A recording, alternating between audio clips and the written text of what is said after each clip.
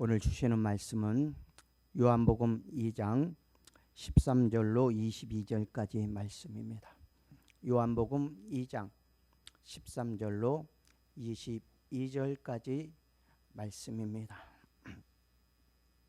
145페이지에 있습니다. 신약성경 145페이지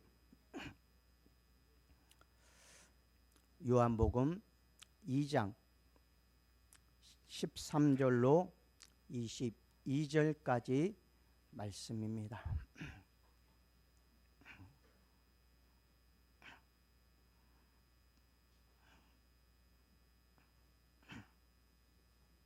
(13절로 22절까지) 말씀입니다. 우리 한 절씩 교독하겠습니다. 유대인의 유월절이 가까운지라 예수께서 예루살렘으로 올라가셨더니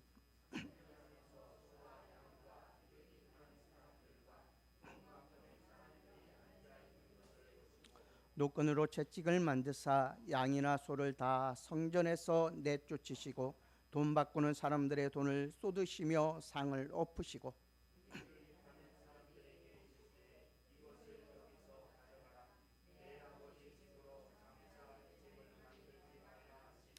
제자들이 성경 말씀에 주의 전을 사모하는 열심히 나를 삼키리라 한 것을 기억하더라.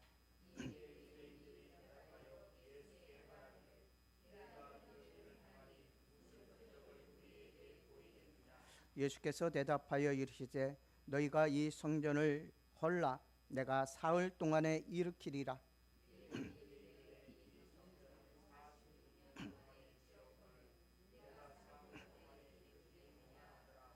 그러나 예수는 성전된 자기 육체를 가리켜 말씀하신 것이라.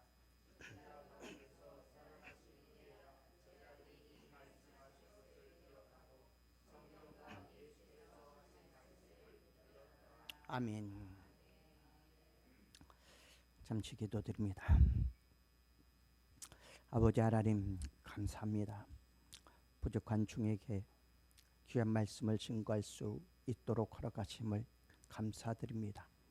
아버지 하나님께서 우리와 늘 함께하여 주시고 하나님의 말씀 안에서 은혜 받을 수 있도록 도우시고 하나님의 말씀을 순종하며 살아갈 수 있는 귀한 성도들 될 수 있도록 주께서 축복하여 주옵소서.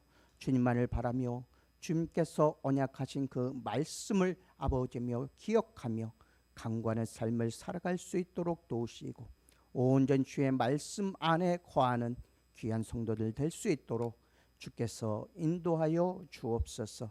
부족한 종입니다. 주께서 붙드시고 인도하여 주옵소서. 예수님의 이름으로 기도드리옵나이다. 아멘. 오늘은 성전을 깨끗게 하신 예수님에 대해서 말씀을 증거하고 있습니다. 유대인의 유월절이 가까운지라 예수님께서 예루살렘에 올라가셨다고 말씀해주고 있습니다. 유월절은 유대 나라의 음력으로는 7월 14일이었는데 모세가 애굽에서 나올 때 이 7월 14일을 1월 14일로 정했습니다. 지금 양력으로는 3월이나 4월 초에 해당됩니다. 이 유월절은 유대인들의 민족적 큰 명절입니다. 바로 하나님께서 10가지 재앙을 통하여서 애굽에 큰 재앙을 내리십니다. 그리고 마지막 10번째 재앙으로 장자들이 죽는 애굽에 속한 모든 자들의 장자, 소와 양떼들의 짐승들이 먼저 난 것들까지도 다 죽는 그러한 재앙이었습니다. 그러나 하나님께서는 유대 백성들에게는 이스라엘 백성들에게는 어린 양의 피를 문설주와 문지방에 바르도록 명하셨고 또한 그 명령을 받은 백성들은 그대로 행함으로 죽음의 사자들이 유대인들 이스라엘 백성들의 집을 넘어가는 사건입니다. 그래서 이스라엘 백성들이 구원을 얻게 되었고 애굽의 모든 자들이 장자를 잃는 그러한 큰 재앙이 오게 되었습니다. 바로 이것을 기념하여 유월절이 제정되었습니다. 이 유월절은 유대인들의 민족적인 큰 명절입니다.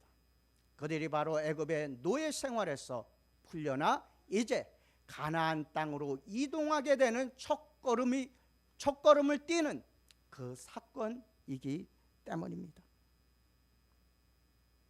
이날은 이스라엘 백성들이 애굽의 중심 종살이에서 해방된 날로 하나님께서 그들을 향하여 이 날을 영원히 기념하라고 명하셨기 때문입니다.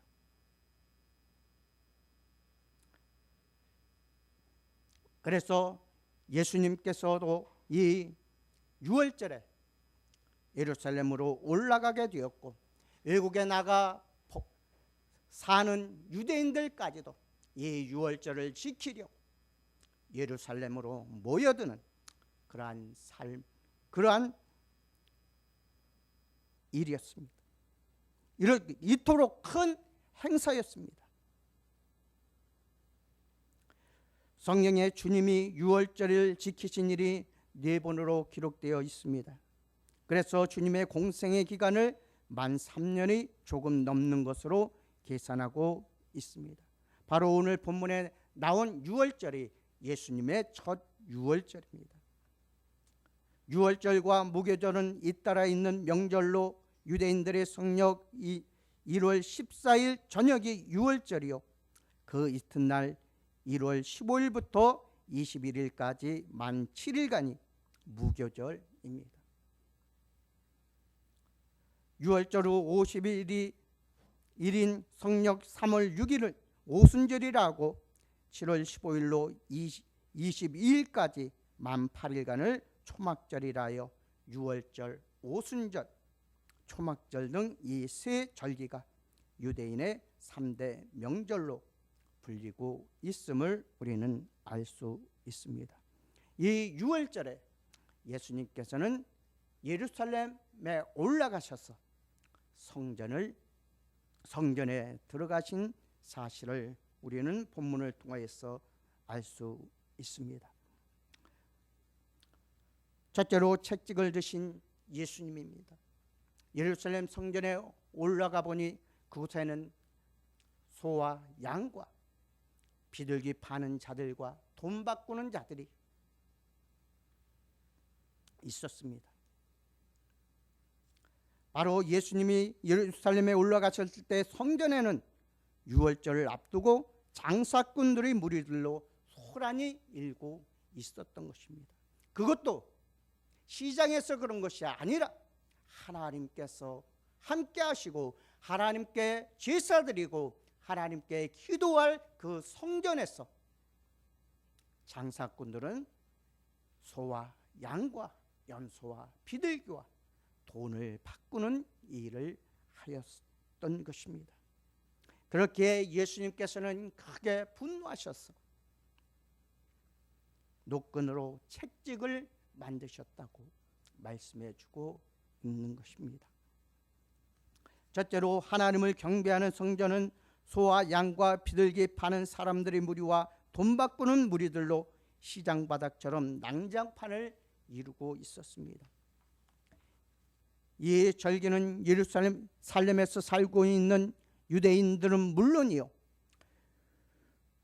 외국에 나가 살고 있는 유대인들까지 들어오기 때문에 예루살렘 시가지는 인산인해를 이루고 있었습니다.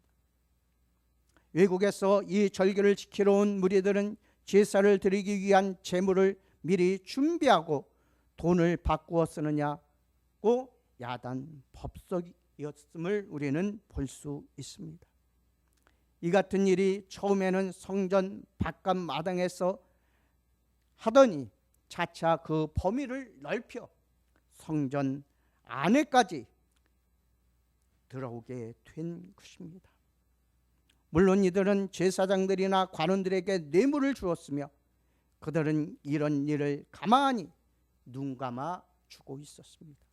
그들을 내어 쫓는 것이 아니라 그들에게 뇌물을 받고 그들을 가만히 놓아두었던 것입니다. 하나님께 온전한 예배, 온전한 제사를 드리는 것보다도 그들은 돈을 더 사랑하였고 물질을 더 사랑하였기에 이들이 장사하는 것을, 돈 바꾸는 것을 방치하였습니다.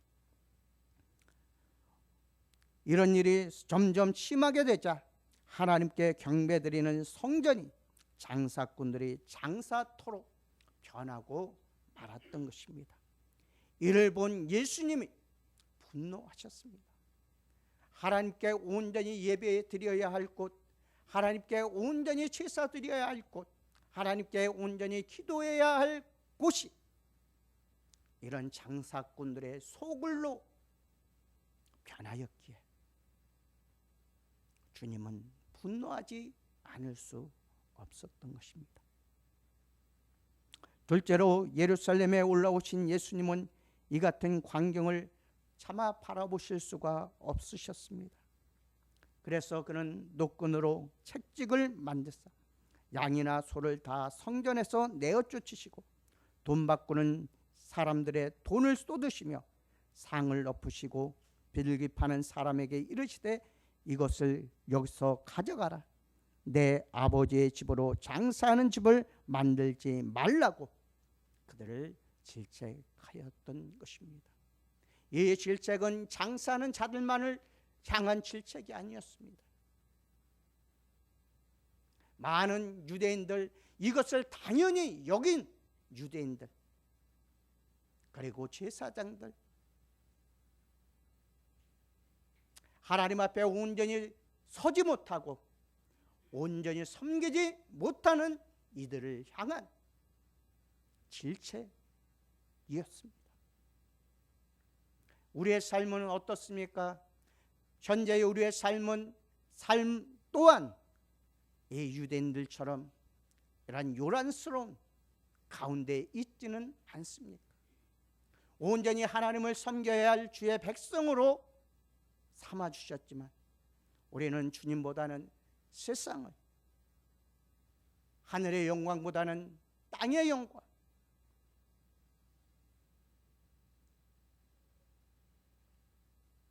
또한 온전한 예배보다 물질을 더 중요하게 여기지 않았는가? 우리는 돌아보아야 할 것입니다. 이러한 삶을 살 때 주님께서는 우리를 또한 질책하신다는 사실입니다. 유대인들은 이러한 질책을 받으면서도 깨닫지 못하였습니다. 이러한 질책을 받으면서도 그들은 깨닫지 못하고 주님을 비방하고 비난하며 핍박하게 되는 것을 우리는 볼 수 있습니다. 성전 안은 살아있는 동물이 들어올 수 없는 그러한 곳입니다.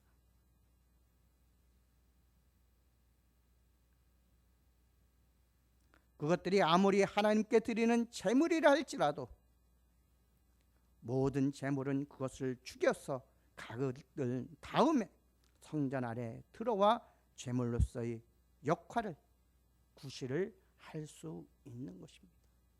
죽어야 들어오는 그 성전, 죽어야 하나님께 제물이 되는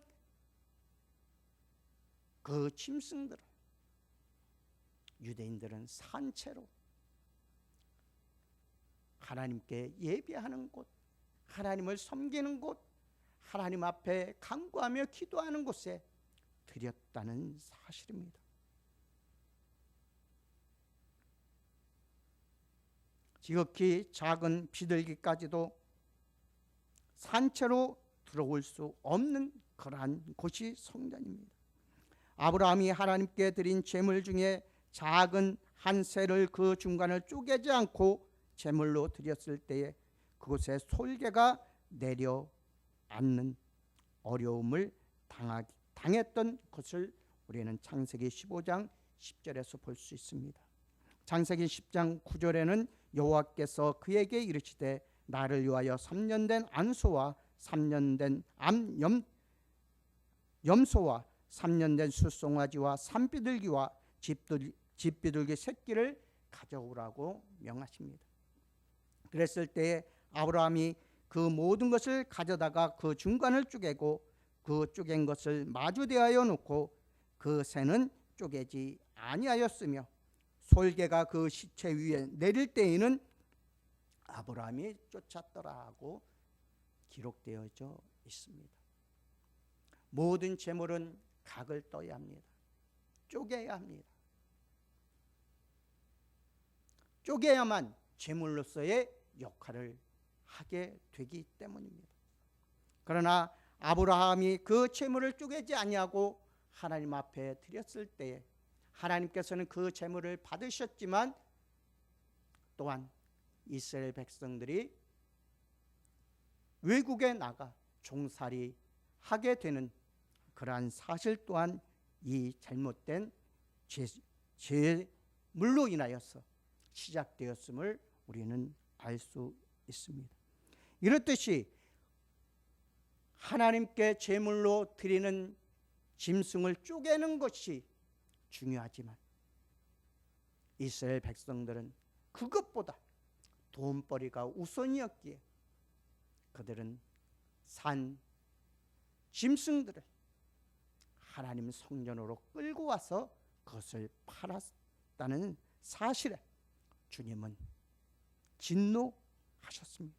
그리고 채찍을 만드셔서 그 소와 양과 염소와 비둘기와 돈 파는 자들의 상을 엎으시며 내어 쫓으셨음을 우리는 알 수 있습니다.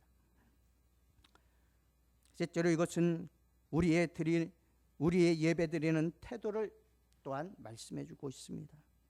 우리가 하나님께 나올 때에 온전한 제물이 되어야 하기 때문입니다. 그렇게 사도 바울은 산 제물로 너희를 하나님께 드리라고 말씀해 주셨습니다. 살아있는 소나 양이나 비둘기처럼 살아있는 상태로 성전 안에 들어와 하나님께 예배 드린다면 하나님이 받으시지 않으실 뿐만 아니라 채찍으로 내어 쫓김을 당할 수밖에 없기 때문입니다. 우리가 하나님께 가지고 들어갈 제물은 십자가에서 온전한 제물이 되신 예수 그리스도이십니다. 우리를 위하여 온전한 화목 제물이 되어 주시고 속죄 제물이 되어 주신 예수 그리스도, 오직 그분만이 우리가 찬송해야 할 분이요 그분만이 우리가 예배 드릴 분이라는 사실입니다. 그리고 그분만을 모시고 우리는 들어와 하나님 앞에 예배 드려야 합니다. 그는 유월절 하나님의 어린 양으로서 우리가 하나님께 드릴 제물이 되어 주셨습니다. 이 제물을 가지고 성전에 들어가는 그리스도인 역시 그리스도와 연합한 몸이기 때문에 그리스도와 함께 드리는 제물이 되어야 한다는 것입니다. 그렇기 때문에 우리가 산 제물이 되지 못한다면 우리가 드리는 예배는 헛된 예배일 수밖에 없습니다. 우리를 위하여 속죄 제물로 드려진 예수 그리스도를 우리는 모시고 그분과 함께 연합함으로써 한 제물이 되어 하나님 앞에 예배를 드려야 합니다. 이 예배만이 참된 예배가 된다는 사실입니다. 우리는 회개로서 우리의 옛사람이 죽는 제물이 될 수 있기 때문입니다. 우리가 회개하지 아니하고 옛사람을 벗어버리지 못한 상태로 드려지는 예배는 우리가 이 유대인들과 같이 산 짐승들을 성전 안으로 들여놓고 그것을 파는 자들과 같다는 사실을 우리는 알아야 할 것입니다. 둘째로 성전 청결의 의미를 보게 됩니다. 주님께서는 16절에 이것을 여기서 가져가라, 내 아버지의 집으로 장사하는 집을 만들지 말라라고 말씀해 주십니다. 이 말씀을 우리는 신령한 의미에서 우리에게 교훈하시는 바가 무엇인가에 대하여 알아야 합니다. 이것은 우리의 심령 성전의 청결을 의미하기도 합니다. 우리가 예배드리는 이 성전의 청결함도 중요하지만 우리 마음 중심에 있는 우리의 하나님의 성전 또한 깨끗하게 청결하게 되어야 한다는 사실입니다. 성경은 그리스도인의 몸에 대하여 말씀하시기를 하나님의 성전이라고 고린도전서 3장 16절 17절에 말씀해 주고 있습니다. 너희는 너희가 하나님의 성전인 것과 하나님의 성령이 너희 안에 계시는 것을 알지 못하느냐? 누구든지 하나님의 성전을 더럽히면 하나님이 그 사람을 멸시하시리라. 하나님의 성전은 거룩하니 너희도 그러하니라고 말씀해 주고 계십니다. 우리의 마음이 하나님의 성전입니다. 우리 성도들 한 사람 한 사람이 다 하나님의 성전입니다. 하나님의 성전이라는 말은 하나님이 계시는 처소를 말하고 있습니다. 우리의 마음 중심의 하나님의 성전에 성령님께서 내주하시기 때문에 하나님의 성전이 되는 것입니다. 그러나 이 하나님의 성전을 더럽히거나 해서는 안 된다는 사실입니다. 이 하나님의 성전을 더럽히는 자들은 하나님께서 멸시하신다고 말씀해 주시기 때문입니다. 그러나 우리의 삶은 어떻습니까? 온갖 정욕과 욕심과 욕심으로 가득 차 있지는 않습니까? 그러면서도 우리는 온전한 예배를 하나님 앞에 드렸다고 말하고 있습니다.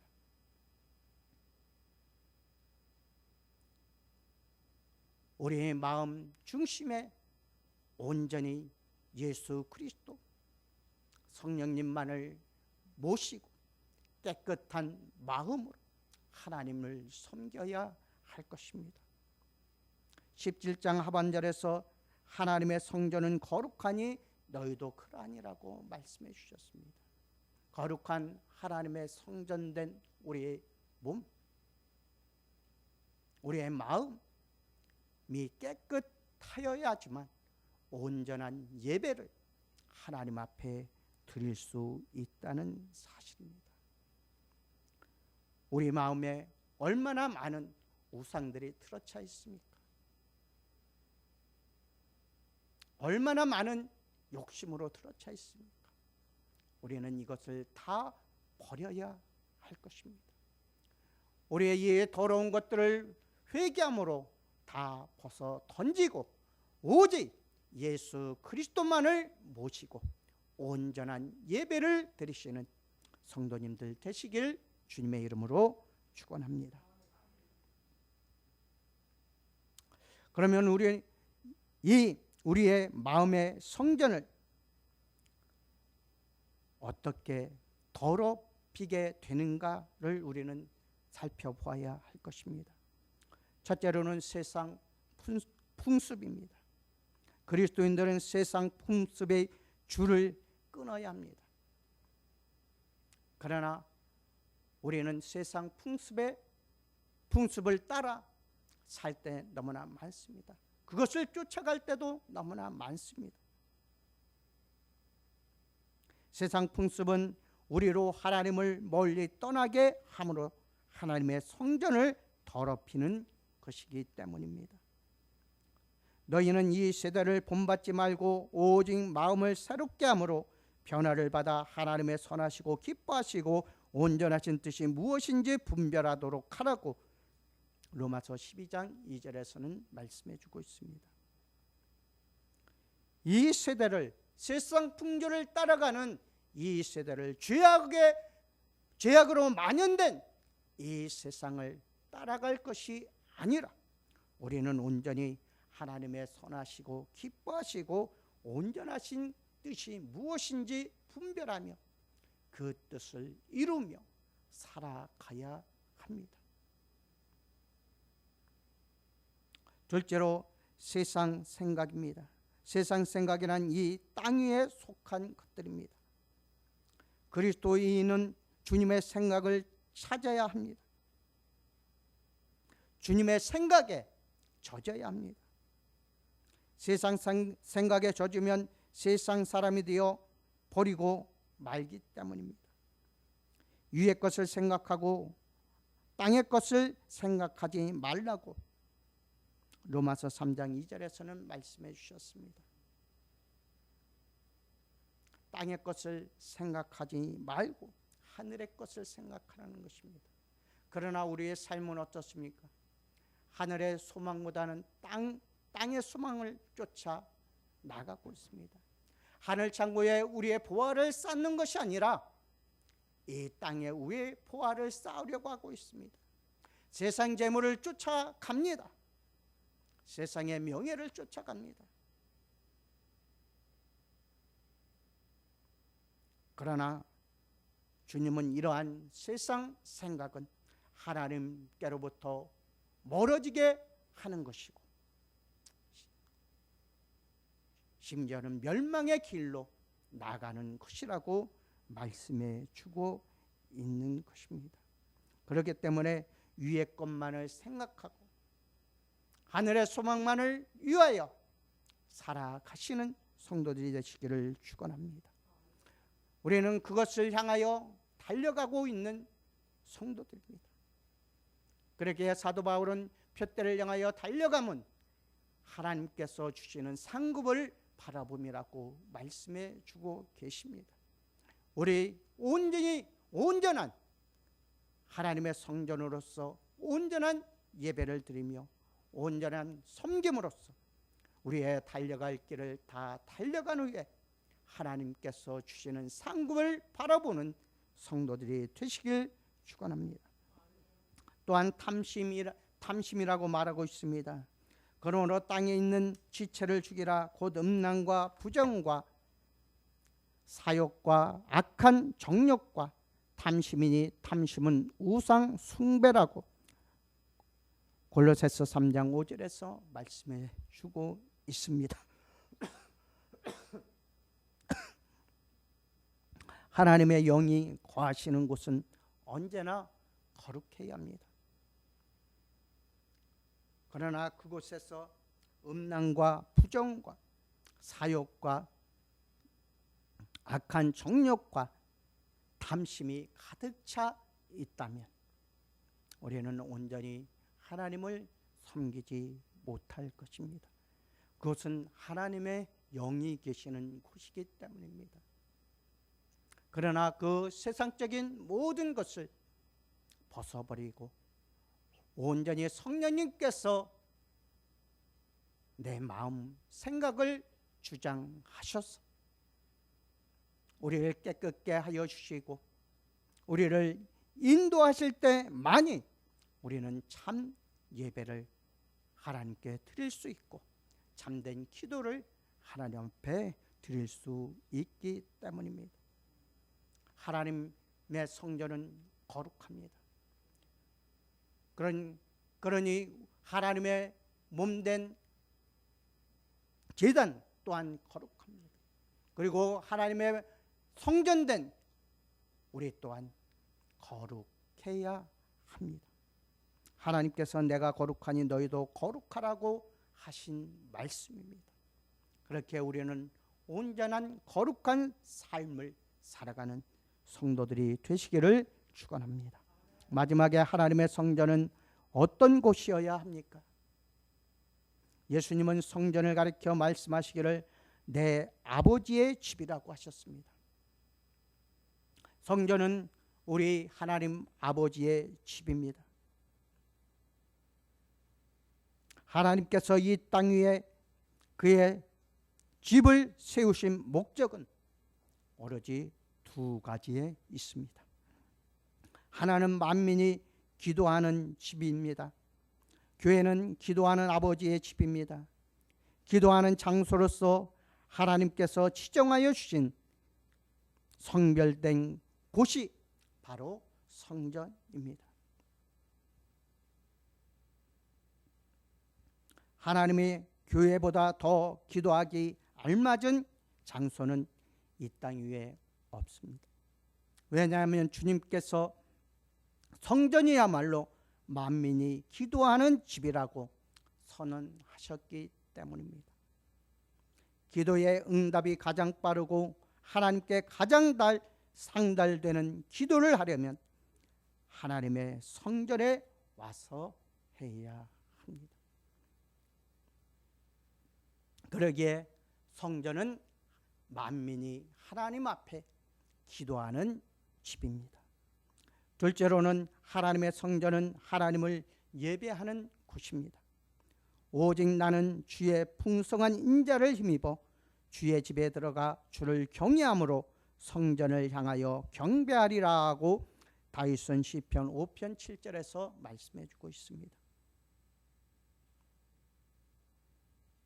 주의 풍성한 인자를 힘입어 주의 집에 들어가 주를 예배한다는 사실입니다.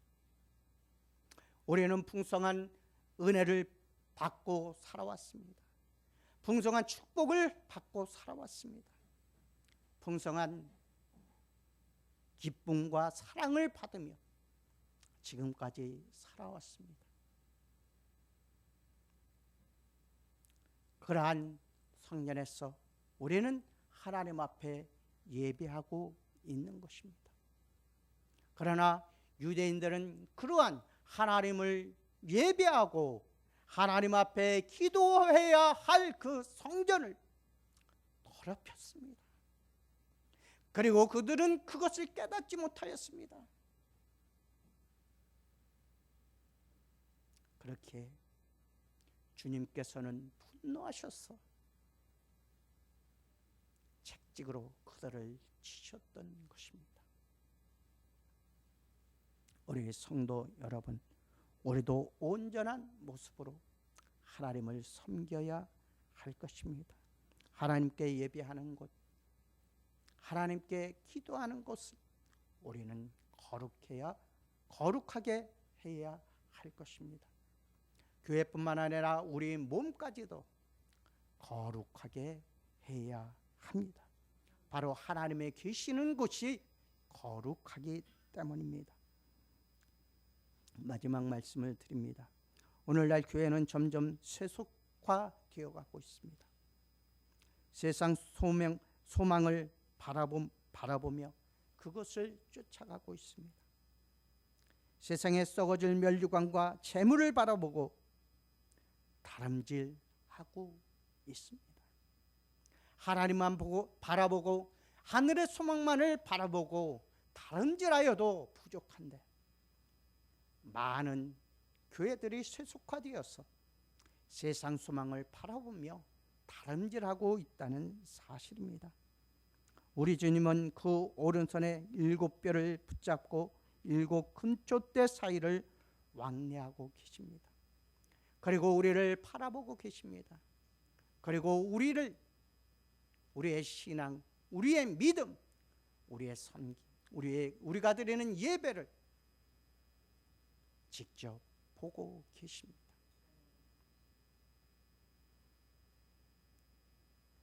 그러기에 우리는 하나님 앞에 온전히 드려지는 산 제물로서 주님이 보시기에 진정으로 기쁘고 합당한 예배를 하나님 앞에 드려야 할 것입니다. 예수님의 손에는 예루살렘 성전에서 장사꾼들을 내어 쫓으신 채찍을 드시고 이런 교회들을, 이런 잘못된 신앙으로 나아가는 자들을 내리치고 계십니다. 우리 주님은 그의 불꽃 같은 눈동자로 우리의 심령을 감찰하고 계십니다. 우리의 마음 성전이 세상 것으로 더러워지면 그 손에 가지신 채찍으로 우리를 내리치실 것입니다. 우리를 내리치실 뿐만 아니라 주의 거룩한 곳에서 내어 쫓으실 것입니다. 우리의 성전을 다만 기도하는 집으로, 예배드리는 곳으로 아름답게 만들어 언제나 주님이 이곳에 계셔서 우리의 기도에 응답해 주시고 우리의 예배를 기쁘게 받으실 수 있도록 힘쓰시는 귀한 성도들 되시기를 주님의 이름으로 축원합니다. 기도드리겠습니다. 아버지 하나님, 감사합니다. 유대인들은 하나님의 성전을 거룩한 곳으로 예배드리며 기도하는 집으로 만든 것이 아니라 장사터로 만들고 말았습니다.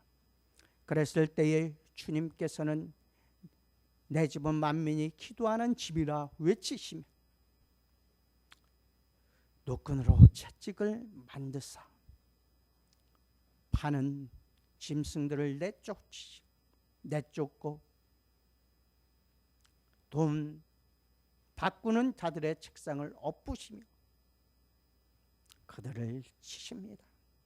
아버지 하나님이여, 우리와 함께하여 주시고 우리 또한 세상 소망을 바라보며 나아가고 있지는 않나 세상의 마음의 우상을 만들며 살아가고 있지는 않나 뒤돌아볼 수 있도록 도우시고 우리 속에 그것들이 가득 차 있다면 또한 그만으로 가득 차 있다면 그 모든 것을 내어 던질 수 있도록 도우시고 오직 성령님만을 모시고 아버지와 거룩한 모습으로 하나님만을 섬기는 귀한 성도들 될 수 있도록 주께서 인도하여 주옵소서.